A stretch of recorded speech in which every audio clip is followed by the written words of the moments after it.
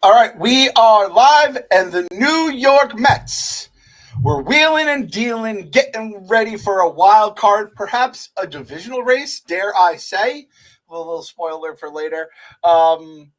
So our boy David Stearns went out, the predator with a pocket protector. That's what I'm calling this guy from now on. He went out, made a bunch of deals that I think most casual Mets fans and even like anything less than the Meek Phil Mets fans don't know much about most of these players. But fuck, sometimes those are the best moves that work out because sometimes we make the big moves, you fall flat on your face. So we are fired up, we are ready to rock, and everyone knows deadline day can get you a little antsy inside because you're worried your team's not going to make any moves. They're going to trade a big prospect away. So luckily, today's episode, as always, is presented by Coors Light, the beer that is made to chill. The perfect summer playlist may be elusive, but one thing is for sure, it gets even better when it's enjoyed with a Coors Light because music plus Coors Light equals chill amplified. Today's song of the day, and I just think of David Stearns in his office with a nice cold Coors Light calling up the other 29 GMs. And what is he playing? Every day I'm hustling, which the mere mental image of David Stearns playing that song makes me laugh every single time. So amplify your chill this summer with Coors Light. Choose chill, choose Coors Light. Go to CoorsLight.com/believe to see how Coors Light can amplify your summer, and be sure to keep an eye out on Coors Light's social handles all summer long for more exciting announcements. Celebrate responsibly. Coors Brewing Company, Golden, Colorado. We'll be drinking our beers, getting ready. We have a 1 p.m. day game, so we have afternoon Blue Mountains, and we have some new faces in Queens, some new faces I imagine arriving in Queens. So we'll just get into it right now. I'll share this on the YouTube and the Rumble or whatever, even the Twitter if people are watching through there. Just Michael Mayer's tweet of all the players that were traded and who we sent out. So the players acquired by the Mets. Obviously, we'll lead off in the middle of this with outfielder Jesse Winker for number 19, Tyler Stewart. Boys, I mean, it was me and you guys. Kevin wasn't there. Oh, for the people listening, KFC is out today. General fatigue, I believe, is what they're calling it right now. Seems like a lot of millionaires are coming down with that right as, we're getting into the really important days of summer. So Kevin's out with general fatigue. What's the line Kermit says in the Bronx? Gee willikers. For Pete's sake. For Pete's sake. For Pete's sake, I got general fatigue. So we'll get KFC in because I'm sure he has his thoughts on Jesse Winker. But you guys were with me when we met Winker last year at the Mariners game. Was a fucking sweetheart to us. Was like, tell us, guys, come on down. I want to come. Came up to the stands, hung out with us, talked to all the other Mets fans in the area, signed autographs as the game was about to start. And then did Winker things, shoved it up our ass. I think he had a big hit or big home run. And then that was the Mazika game. One of the Mazika games, I should say. So that was that's a lifetime ago, right? And that's only 2022, man. That was May of 22. So that was 2 years ago, and it feels like 200 years ago. So I'll weigh in later. Kyle, what are your thoughts on the Winker trade or when you saw it come down the pipe? I mean, I'm just happy he's not going to be killing us anymore because it doesn't matter what jersey he was wearing. He always came up in a big spot. Not what, 2 months ago, 3 months ago? No, July 4th. He was wearing the Yankee Doodle Dandy hat and had the lone home run in the game to beat us 1-0. Like, guy is having a hell of a season. He's swiping bags. He seems healthy. We're going to only use him, I guess, against righties, they said, because they're still going to do like a little platoon action. So we'll see how it goes. But, I mean, it seems like all the negative stuff that was coming out of Seattle for him, not the case at all when he went to Washington. Seems like he's turning it around. He's back to the Cincinnati version of himself. I'm excited. It's a good pickup. It's probably the best pickup you could have asked for that we didn't think was possible. Agreed. Phil, what are your thoughts on it? I was not expecting Jesse Winker. I thought Conforto was more likely, but the Giants, I guess, wanted to only sell off pieces to the Braves for whatever reason. But I'm very happy with Jesse Winker. I'm actually kind of intrigued what this means for Starling Marte, who's starting a rehab assignment soon. Are we going to turn him into a straight platoon player? Because his bat was really good too. He was our most consistent bat. Yeah. It's interesting how it's going now because I think with Iglesias getting his ABs too, you're now moving McNeil around. So hey, I'm not going to complain about too many bats. I've seen how many years did we see with Eric Campbell's of the world getting wheeled out to complain about too many bats and figuring it out. So you got to believe in Mendoza there. Winker, you said it, Kyle. It's very rare we actually acquire the Mets killer. And if we do, it's when the guy is on his last of last legs, and he becomes a Mets killer just by being on our team and sucking for our team at that point. That's his final gift to us all. So that's nice. It's like, if anything, it's a drawdown. We just know he's not going to kill us for some other team. It's like, well, we'll just put him, we'll just acquire him to not have to play against him. That's fine by me. I could have seen him going to the goddamn Braves or something like that, and would have driven me absolutely. And it's like that is where, because the thing about Winker, and I think most, I know we agree, and I'm pretty sure like a lot of the listeners agree. There was always like a fun side to the rivalry. He did it with a smile. You could tell he never had any personal hard feelings towards. He wasn't giving the fans the finger. He was waving to them. Even looking back on that now, the whole waving thing, it was just such a blown out of proportion, but it's just us. We're crazy people. So we go crazy about it. He's having fun, and he killed us at the plate and in the field. So it really did make it he even had those nice words about how Mets fans are passionate and all that stuff. And I mean, I don't know if we said it on the pod, but when we talked to him, he was saying we could tell he kind of wanted to, come to It was the longest con because the Mariners at the time were in the race too. And obviously 2022, we were going off, and even then he was already hinting. He's like, yeah, man, I'd really love to come play here in front of the fans. And we're like, by all means. Yeah. And most importantly, I guess some people would say, now that we have a left-handed bat, there was two guys who could be moved. And goodbye, DJ Stewart, you big dumb-faced oaf. We will always have that random stretch where holy shit, is DJ Stewart good from last year? I don't ever want to think about last year ever again. So that is almost an addition by subtraction by getting that bum out of the lineup. I don't know anything about Tyler Stewart, who we traded. It says, according to Mike Mayer's tweet here, he's the number 19 prospect. I like Stewart spelled Stewart more than his version of Stuart. That's basically my entire take on it. Do you guys, any of you guys have Tyler Stewart ever crossed either of your radars? I know he's really tall and throws 95 miles an hour. That's about it. He's That's projected every pitcher nowadays. He's projected as a reliever. It's you just get another Tyler Stewart. Yes. Yep. Agreed. So I'm just happy when I see all these numbers and none of them are within 10. If you're a number 19 prospect, what does that mean? Ahmed Rosario was our number 1 prospect in baseball for 2 straight years and never panned out. So that doesn't bother me as much. And a lot of high A, just into baseball guys, they could develop, but Cohen and Stearns are both signaling we're not waiting 5 years for these guys to come out to potentially be good. We want to make moves now. We've learned that from David Stearns. He does not wait. He doesn't wait to figure out when the guys are going to figure it out. He's oh no, DFA, we're bringing up the next guy. The best thing is every single day we get another trickling. It's Mets trade this guy for cash. They DFA'd him a week ago. It's crazy. Yeah. We keep just trading motherfuckers out of here that we don't need. I guess next on the list, we'll go to Paul Blackburn, right-handed pitcher from the Oakland A's, for number 27 prospect, Cade Morris. Cade with a K. Good base. I'm going to be a big baseball name guy. You guys know me. It's a good baseball name. Good, reliever name, I feel. I don't even know if he's a reliever. Paul Blackburn, also good back of the rotation name. He had a 4.5 ERA with the A's the last couple of years. I also don't think the A's pay a pitching coach because they're so fucking cheap. So coming to Hefner, shave an inning, a run and a half off that ERA, and boom, you're looking at a 3 ERA, exactly what we need for this starting rotation. Phil, do you have anything on Paul Blackburn for me? Maybe they tell him to stop throwing his fastball, and he just is all of a sudden a good pitcher again because he throws 6 different pitches. So they'll tell him, just don't throw your fastball. It's okay, good. Yep. So. Yep. Kyle, anything from you? All I know is that it seems like everybody we picked up wasn't off the heap because they weren't even pitching. He just came back July 26th after missing 2+ months. So he's had 1 start for them since coming back. Wasn't a great start, but at the same time, there you go. Get the cobwebs off and come on in now. And also, I might add, he played with Manaea in Oakland. So at least there's somebody who can bring him along and show him the way and get integrated into the team right away. So that's always a positive. That's always good. And- Who was the team? Oh, the Pirates. Remember when the Pirates would like trade their guys? They go to another team and then instantly become awesome. Like maybe we just do that with the A's here. So I can convince myself of that. And I know he was our only starter acquired, but if you look around all of baseball, it's like what the prices were for rental starters. Like Trevor Rogers went for the Orioles, like decent guys.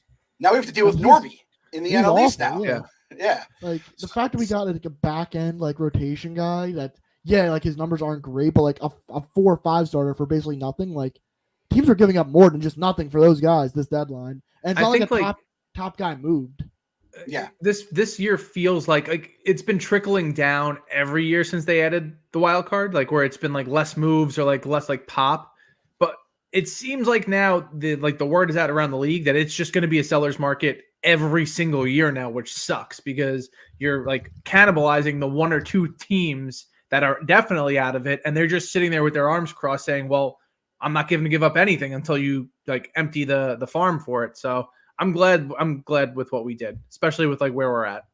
Yeah, the last thing this team needs is another 3-starter. That's all we basically have is 3 starters. So, and to get that 3-starter again, it would cost, I see here, Pierre-Luc Arsenault from Canada. Shout out Quebec City chiming in that we got to believe we're international boys. Even though we don't love Beatty, like I don't want to like trade a potential chip for like a guy who's just going to be potentially the back of our rotation anyway. Trade Cade Morris's ass and never think about him, hopefully, ever again. Like the guy that would have like the only guy that was a name out there that would have been like a game like 1 or 2 starter would have been like Scooble, who wasn't traded, Blake Snell wasn't traded, Garrett Crochet wasn't traded, may not even have pitched in the playoffs anyway. So you start looking around like Jack Flaherty, he went, but he had injury issues that we would have flagged anyway if we would have were in that mix. So it's not like there were a lot of arms moved that would have fit us, and we didn't overpay for something that we didn't really need. That's always I knew there wasn't much out there when I wasn't like pining over anybody. I'm like, I don't even know who's available. Yep. That's my biggest problem with the trade deadline is when people get upset about moves that were made for guys who were never moved. So it's like they could have been asking for, major league all-star talent was the only way they were moving these guys. So it's like you can't just connect the dots when the dots don't exist. So Scooble would have been one. All right, so the Blake Snell thing, I've seen the numbers. Obviously, he had a rough start this year. It was so weird how he had like all these fucking free agencies days, weird free agency signs late is awful. But career-wise is like lights out second half guy. And I will never use Blake Snell in the same sense as this guy again. But I remember I had Johan Santana in fantasy baseball. And every single year I was like, yo, he's going to have like high 3 ERA in the first half. Second half, he's going to be lights fucking out. There is a thing to second half pitchers. I truly believe that. Second half players in general. So I wonder, again, Blake Snell would have been someone you would have paid for. Would you have paid for Blake Snell, Phil, if it meant maybe giving up some prospects you wouldn't have wanted to give up? Yeah, I would have to depend on the prospects, but like I would have been enticed, but it looks like they weren't like they were probably asking for the moon because no one else in baseball that needed a starter like got him. Yeah. What was his control like? He would have been a rental. Yeah. In the sense where if he turned into 2008 CC Sabathia in the last 2 months, he's turning down a $30 million player option and entering free agency again. Okay. And if he sucks, he opts in, and we have shitty Blake Snell on the roster next year with some of that money that we shaved off, which, again, I don't think money is an issue for us like it is a lot of teams. But at some point, I think they are trying to figure out a plan, and that is throwing a wrench into the plan. Yeah, the only annoying part is, like I said, the Giants decided to salary dump with the Braves as opposed to us. That's the annoying part. I had a friend telling me that we should pick up Scavell and then pick up Javi's contract and bring him back. I was like, okay, this is getting out of hand here. I understand that we have money to burn, but like we would literally just be setting it on fire. The Tigers wouldn't do that. They'd look like idiots for burning their best trade chip to just dump a bad contract. Yeah, it's such a bad contract, though. Such a bad contract. And all time, like did it ever come out if the Mets made like a real offer for him? I think they did. And then the Tigers. Lindor was asking for it. Lindor was asking for it. We got him paid. Simple as that. Like those 2 months in New York got him that contract. Yeah. People, the Javi ride. I'm happy I lived through it. I'm happy I survived it. I'm happy I never had to go through it again. And that's without seeing like just how bad he's been. It's what he is like.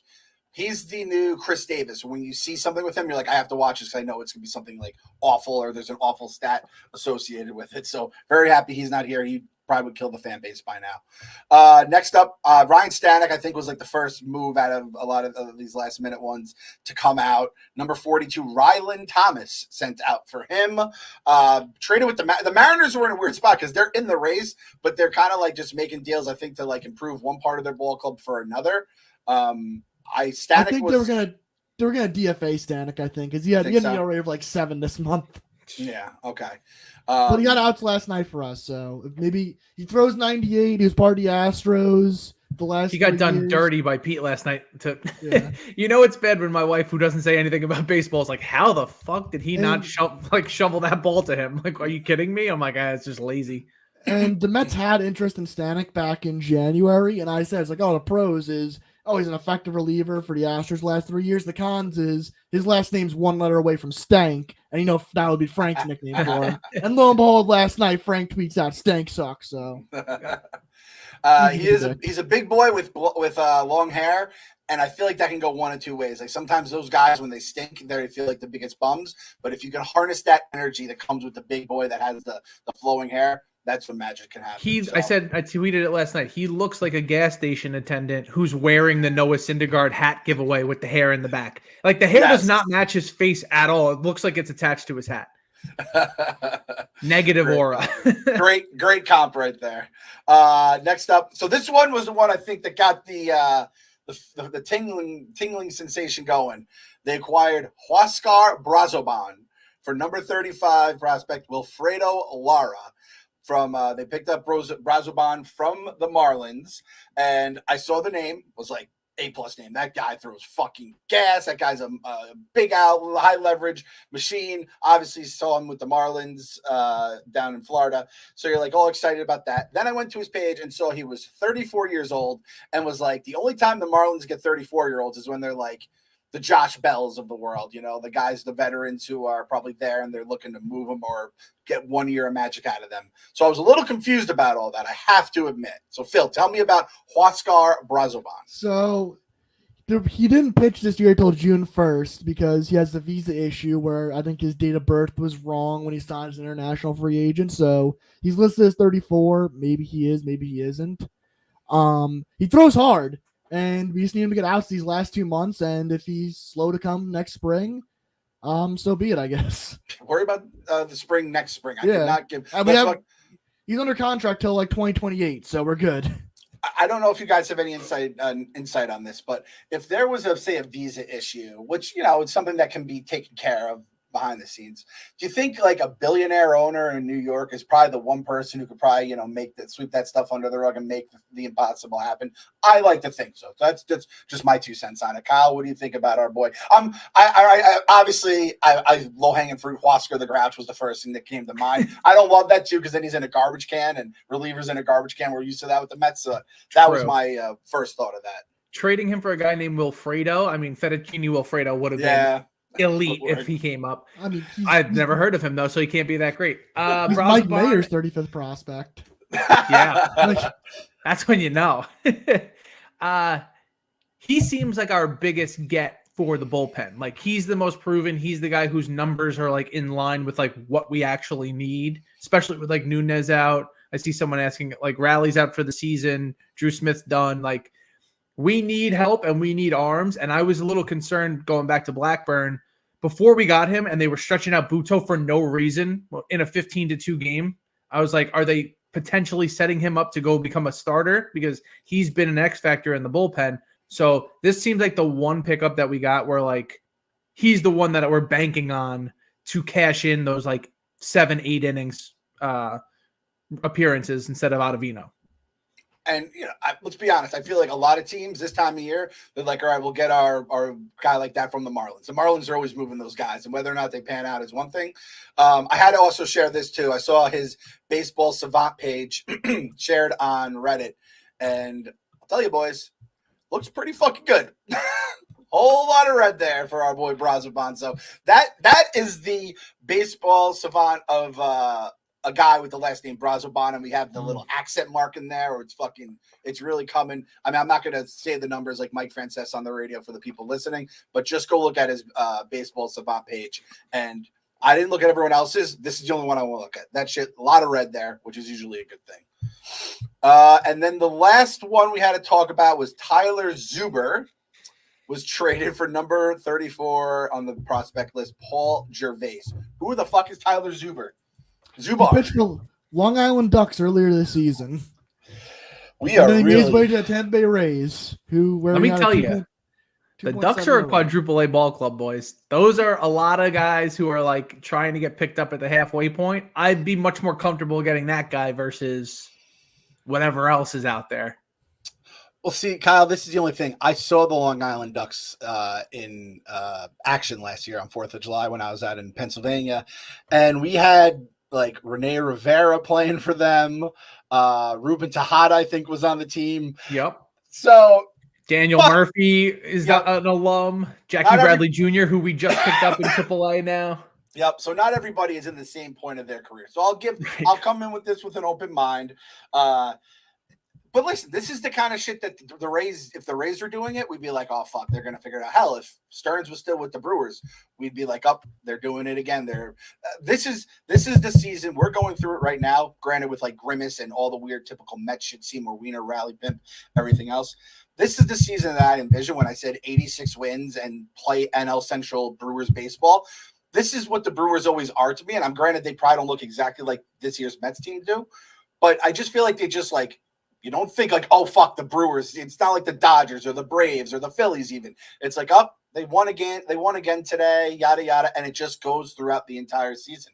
And that's kind of what the season has been, right? Like, look at the last 2 nights. We kicked the shit out of the team, and then we beat them 2-0. It's fucking beautiful. So this is what Stearns land is going to be like. I can fucking live in it. No problem at all. I'm very happy with it.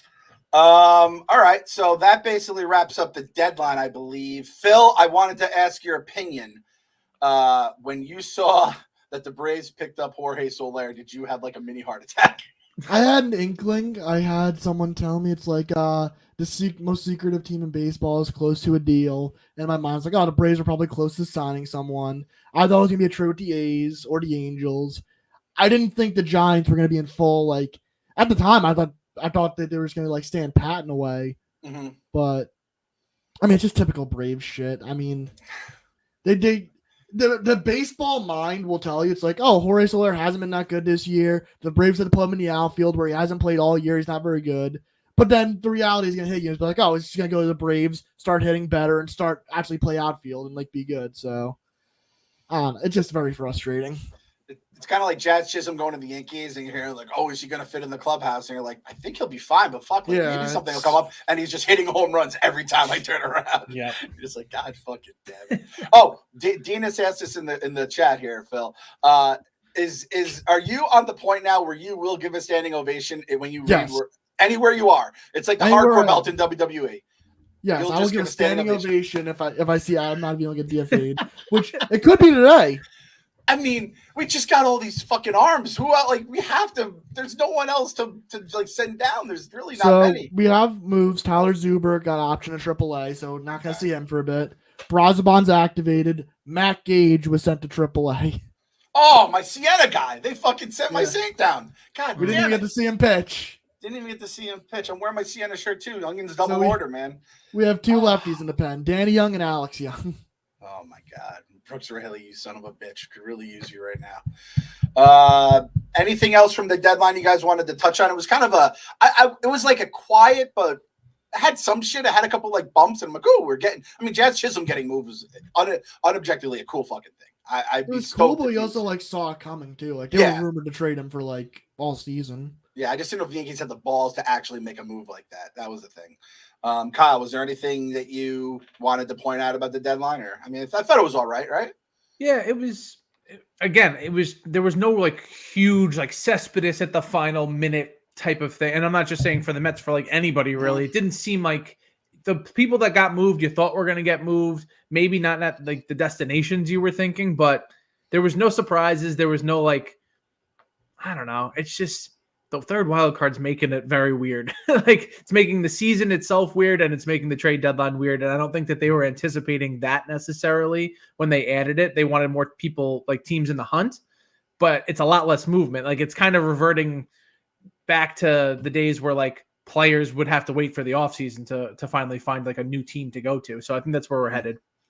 And a lot of it goes to be like team incompetence. Like the White Sox, we've known they've been awful for all year. Yeah. And they kept Robert, they kept Crochet, thinking they can get better offers in the offseason. But it's yeah. I did have actually the Padres every other year they go all in, and every other year it does not pay off. So like the fact that they built like this amazing bullpen, I'm just assuming the wheels are going to fall off because you go to get Soto 2 years ago or whatever it was, like every time they go all in, it seems like they've built like the perfect structure of a 3-headed Hydra, and it never pans out.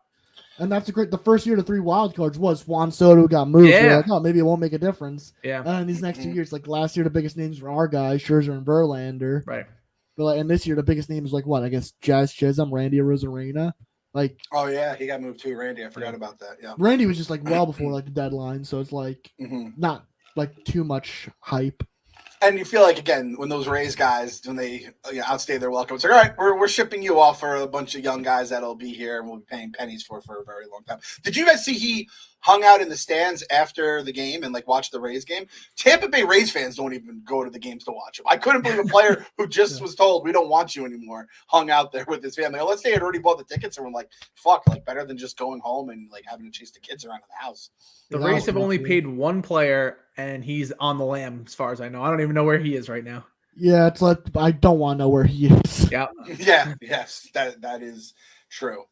All right, so yeah, that was the deadline. The other thing about the deadline, actually, this could just be me. I'm getting old, and I really, as I've gotten older, I've become more and more focused just on the Mets. When I used to watch Baseball Tonight as a kid in the 90s and early 2000s, you would get everything around the league. There's nothing really like that I watch, and I don't. There's a million other things I watch now, and there's fucking the internet, you have your phone, yada, yada, yada. I feel like there's just so many times where it's like these guys are getting called up, thrown in, plugged in. It's like the money ballification of baseball, where it's like you might just not know a guy because fucking Brazoban just comes out of nowhere for a couple of years. There's all these guys. I feel like there's more people coming in and out of baseball. I don't know if the numbers support that. So I do feel like there's more names that you've never heard of potentially being like a good move for a team just because there's so much hustle and bustle now in this world we live in. So yeah, they're just like trying to play with the ledger a little bit where you're not giving up too much, but it's a piece that like people are undervaluing. That's like the whole thing. You're just bargain bin the entire time. Yep. The bargain bin. I like that. All right. So that'll wrap our deadline and we'll move to just Mets big picture stuff. Oh, actually, no, I'm sorry. I apologize. One more time. If you had to grade this, I think like everyone's grade, I think it's going to be pretty similar because I saw some polls going on. It was all the same, and we kind of don't know what we're going to be getting out of this. So you never know the deadline, how it is anyway. If you were to grade it, what would you grade it? A through, or should we do the school scale or the ball scale? The ball scale. Let's do the ball scale because everyone's going to say B plus, B minus. Let's do the ball scale. Let's get weird with it. Phil, what do you got on the ball scale? I'd probably say 3.5 balls. 3.5 like in a balls? sense where it's like they didn't get the big name, but they also didn't. They marginally improved without giving up anything. Kyle, it's a 5-ball scale. I'll say 3. I'll say 3 straight up, just because I didn't think we were gonna get Winker, so that was like a pleasant surprise. But if we didn't get Winker and you just have the other returns, then I would be like, this wasn't the best first trade deadline for Stearns. Okay, I would have said like 3 to 3.2 if it was. I am excited about just the thought of a starter. Paul Blackburn could be fucking garbage. Like you said, Phil, all the different pitches I kind of like because I said I like playing with those guys in like the show where you have all the different buttons you can click to do the different pitches. But the fact that we got Winker, who was like, I like having that lefty bat that I can rely on. He looks a little skinnier in a Mets jersey, which I don't like. I feel like he looked bigger because I was probably so fucking scared of him. He looks a lot like Tyler Naquin, and that just doesn't. Like, it doesn't sit right with me, but hey, I hope he plays well. Yes. It looks too much like Tyler Naquin in the box. So just because Winker is like a Mets meme at this point, I'll give it 3.5 for the deadline. I like having a pitcher. I like having a couple arms. They have fucking Brazoban name, all that shit that means absolutely nothing as of soon as 1:00 today, when all this shit will actually be taking place on the field and all of us who don't know shit will stop weighing in. But hey, if anything, I think we can all agree. I feel confident David Stearns running the front office during the deadlines for the foreseeable future now after this last week. So we'll go into some Mets, general Mets stuff, and that is brought to you by DraftKings. Know what the summer means to me? Beaches, BBQs, and baseball. So after you check out today's pitching matchup, head over to DraftKings Sportsbook and get in on all of today's action from the first pitch on the east until the final out west. DraftKings has you covered with same-game parlays, live betting, odds boosts, and so much more. It's super easy for first-timers to get started. Try betting on something simple like picking a team to win. Go to the DraftKings Sportsbook app, select your team, and place your first bet. It's that simple. And if you are new to DraftKings, you got to check this out. New customers bet $5 and get $150 in bonus bets instantly. Today, let's see, the Metropolitans play at 110 in Flushing Meadows.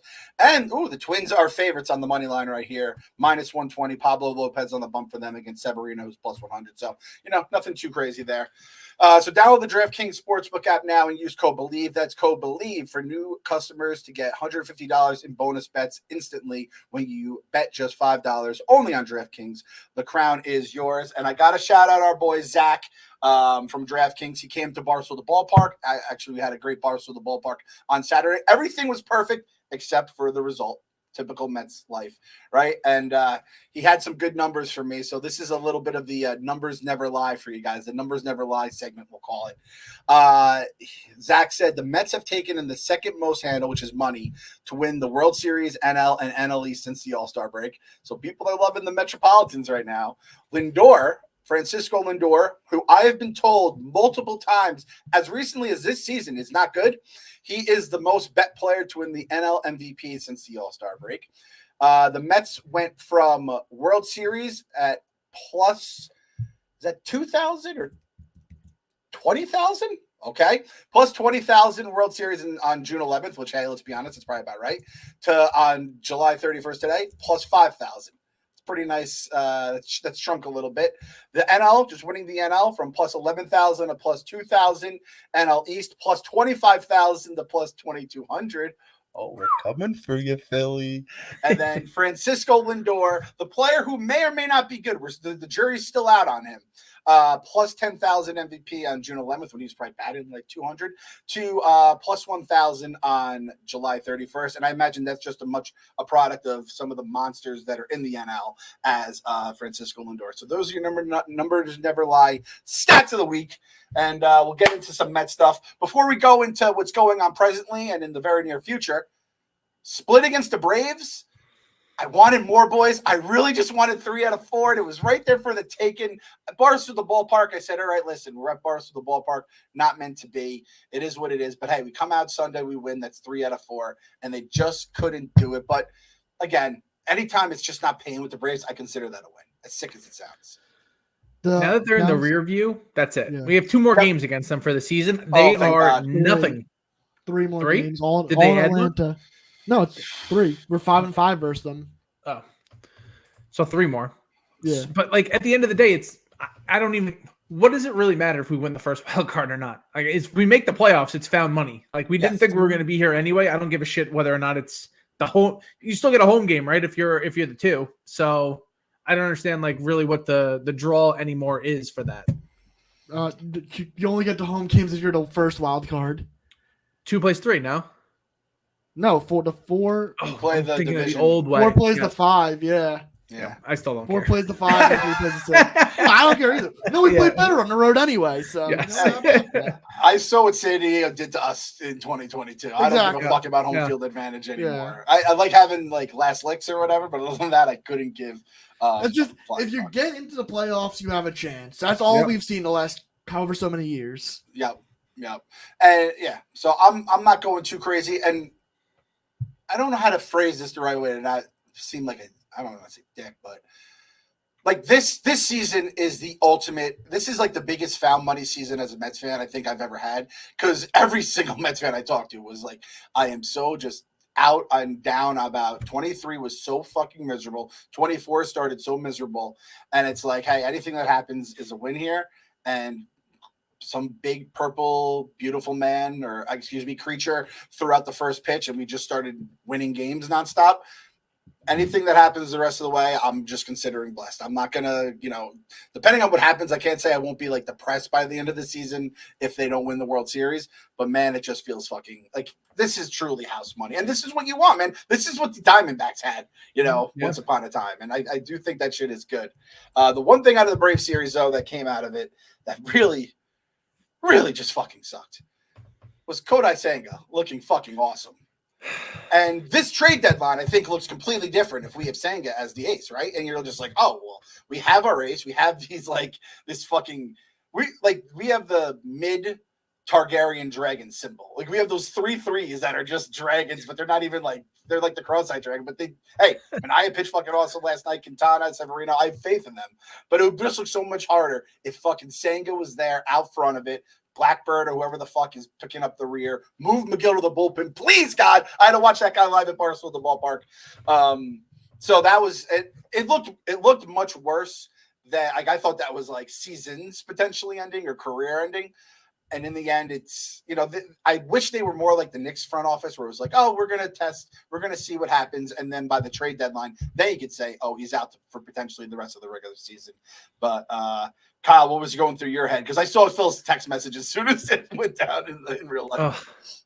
He was so sharp too. It was like he was dicing them. And that's one of those things where it's like you just haven't gone full speed. Even when you're doing your rehab assignments, like you're not amped up the same way. So he just tries to, on a pop-up. Like if it was something different, like it was a catchable ball, it wasn't going to be his play anyway. Like, what are you doing? I kind of had the realization just this whole Brave series in general, though. It's like, this is the first Mets team where we're not pitching heavy. Like, we're not relying on the pitching staff. We're instead relying on the bats. So it's like, if teams run into us when the bats are hot, I think we beat literally anybody. And we're proving that with the Twins and with the Braves these last 2 series. It sucks. Like, don't get me wrong. Like, we don't have an ace, and we haven't had an ace for years now. But I don't think it actually matters in the way baseball's played right now. Like, our pitchers are only pitching 5 innings anyway. So if you can find a way to get to the end of the game and score 5-6 runs, I don't think it actually matters. Okay. Phil? I mean, the Mets-Jets fans have had like 3 of these moments in the last 18 months between Diaz, Rogers, and Senga. Like, I mean, we didn't like. I agree with Kaz. Like, we didn't like. I do think like our rotation, a playoff series, like having Senga would look a lot more dangerous. But if our bats are clicking, like I do think we could beat anyone. Yeah. And the fact is, we have this record with what we have without him. So it's not like It's not like Kodai Senga has been pitching well all year and he went down. It's like, no, we just had 5 innings out of him, a great 5 innings, and that was it. I'll give you the spin zone that I had in my head when they announced that he was out. They said, I think it was Mendoza was like, it looks like he's probably out for the rest of the regular season. And I said, when we're quantifying it as regular season, which means there's a chance for postseason, I said, fuck, that's a lot better than we were a few months ago, right? So the fact that he could come back, I don't know if he will come back. I also thought, I'll be honest, like, hand up, I thought the first start or 2 he was going to struggle because his numbers in AAA were not very good during the rehab. And I felt like he's one of the guys you hear about it a lot of times with the Japanese pitchers in terms of like building back up. It takes a little longer. And the fact he looked so good was almost like such a cock tease that he had to go down like that. But whatever. It is what it is. We're Mets fans. We've been through worse. We're going to be through worse, I'm sure. So whatever. Like you said, Phil, those Jets Mets fans, they are the, like, why do you keep giving me your toughest challenges? Like, they are that meme. Every 3 months, they just get a new challenge in their life. I might have to move like Garrett Wilson down on my draft board just in case of like this happened to the Jets later in the year. Oh God, knock on wood. Yeah, exactly. There's been 107 games this season, and our starters have pitched 6 innings or more 40 times. So like, we're not pitching deep into the game anyway. Even if he was here, yes, he would be a good starter, but we'd still have to figure out the other 4 innings and have to score runs. So like, for whatever reason, it's working this year. And for whatever, and in my entire like Mets fandom, I've always thought the Mets were going to win the World Series because we've had good pitching in the past. This is the first year that we don't. And that's not a knock against Severino and the staff, but like, I'm not thinking of them as the reason that's going to put us over the top. And that could be the thing that's like finally what we've been missing. Yeah, definitely. I don't know. I imagine that like there's nothing like. Is there anyone in the minors? I know Vassal's had an awful year. Is there anyone that could potentially get like a call up in August or September as like maybe the Sprout Goat if they Sprout want to put him Goat, in the bullpen? It wouldn't be as a starter, I don't think. That's another guy that's like if you wanted to make a big move, like you're moving that guy out, right? You're moving out dudes like that, and I'd rather not move them out if possible. Again, depending on what you're getting back. So, this series, the Twin series. That fucking Monday night game was so much fun. It was just like I haven't felt that laid back. I mean, the Yankees game was one thing, but you're still like it's the Subway Series, and you just have the fire in your belly, even if it's not to what nearly the extent it used to be. Man, that was just awesome. And then a 2-0 win the next night. I mean, that looks fucking incredible. And if they somehow go out and sweep the Twins, who are in a playoff race themselves, like it just is another. We had talked to Clemmer, and he was saying how. If the Mets beat all those like crap teams, they're going to have this false sense of like contending. But we've beaten them and then the good teams, and that's you're like we got something here. So that's the kind of thing I hang my hat on at the end of the year here. So we'll see what happens with that. Who's coming up next? Who do we got after this series, Phil? Oh, it's the awful road trip. Yeah, 10 the West games. Coast. Anaheim, makeup in St. Louis. Colorado, Seattle, where we end on Sunday Night Baseball. That goddamn makeup game, huh? And that's actually a very big game because that's a tiebreaker in our season series. Yep. Like we're up 3-2. If we win that, we're good. If we lose, I don't know how tiebreaker goes after that. So I'm looking at it right now. So there's a couple 9:30s. There's a couple 8:40s, and there's only one 10 o'clock, a 10:10, and then a 9:40 in Seattle. So we're not super late. Kyle was our West Coast correspondent once I retired from the West Coast games. The infamous Dom Smith dropped pop-up game. And I was like, I am fucking done with this shit. So it's not too bad. We have 5 o'clock, 4 o'clock, 1 o'clock, 3 o'clock. So we're getting some decent games there. And I think someone was like that Mets Mariners Sunday Night Baseball is like a cursed fucking game. That just should never be on Sunday Night Baseball. And then when we get back, we play the A's at home. So okay, there we go. A's Marlins, post-deadline Marlins. Ooh, and then the post-deadline Marlins could be more dangerous. Yeah, that's true. That's true. That Orioles series could be fun, man. The Orioles are a fun team. If like you're rooting for a team in the AL, and at this point the Mets aren't in the playoffs because you don't have to worry about playing them, are you rooting for the O's in the playoffs here? I always find myself rooting for the O's, like when they're in the playoffs, because back in the day it was Buck's team. True, yeah, that's fair. I always like the Orioles. Like they're not like the rival with the Yankees, like the Red Sox are or anything like that. But like I always root for the Red Sox because they're the Yankees' rivals.